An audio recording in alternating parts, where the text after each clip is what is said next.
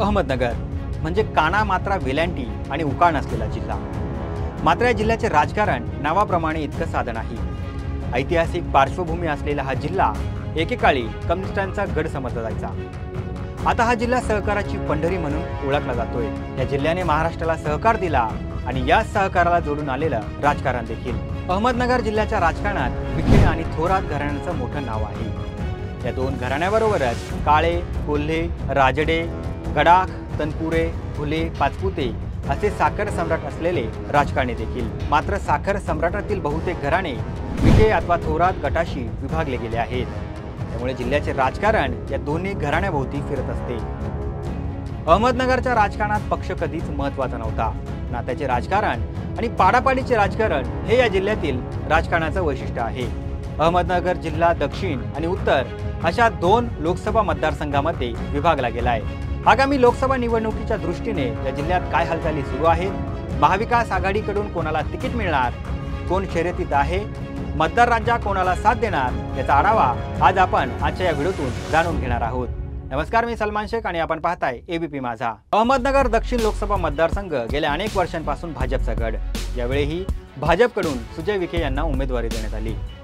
राज्यात महायुतीचे म्हणजे भाजप, शिवसेना आणि राष्ट्रवादीचे सरकार आहे। नगरची जागा आपल्याला मिळावी यासाठी निलेश लंके धडपडत होते, कारण ते देखील महायुतीत अजित पवारांसोबत आहेत। पण भाजपकडून लोकसभा उमेदवारांची यादी जाहीर झाली आणि सुजय विखे यांना पुन्हा एकदा उमेदवारी देण्यात आली। त्याच्या अगदी दुसऱ्या दिवशी निलेश लंकेंनी पुण्यात शरद पवारांची भेट घेतली। लंके शरद पवार गटात प्रवेश करणार असं प्रत्येकाला वाटत होतं आणि अगदी झालं तसंच। निलेश लंके यांनी शरद पवार, अमोल कोल्हे आणि जयंत पाटलांची भेट घेतली आणि त्यानंतर त्यांनी शरदचंद्र पवार गटात प्रवेश केला। त्यामुळे महाविकास आघाडीकडून त्यांना उमेदवारी मिळण्याची दाट शक्यता आहे। अहमदनगर दक्षिण लोकसभा मतदारसंघाचे प्रतिनिधित्व काँग्रेसमधून भाजपमध्ये आलेले विखे कुटुंबातील सुजय विखे पाटील करतायत।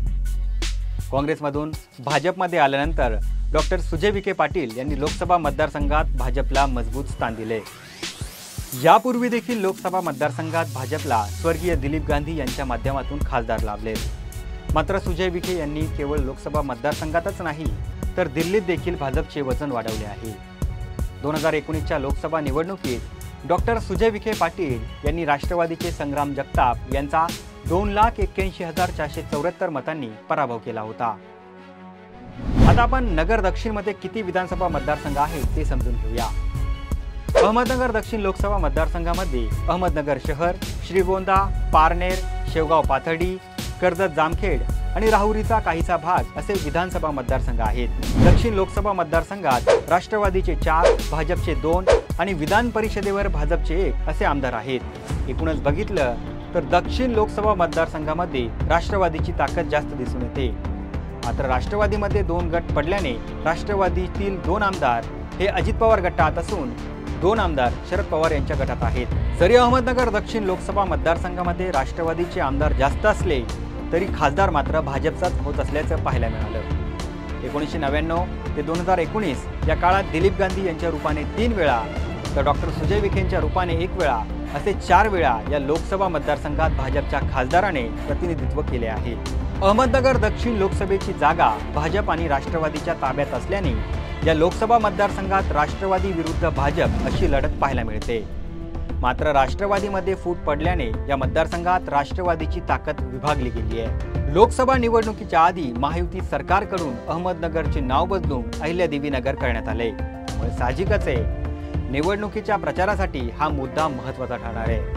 त्याचा किती परिणाम होतो आणि मतदार राजा कोणाला साथ देतो हे आता वेळच दाखवणार आहे। तुम्हाला काय वाटतं, कोण बाजी मारणार? तुम्हाला आम्हाला कमेंट करून नक्की कळवा।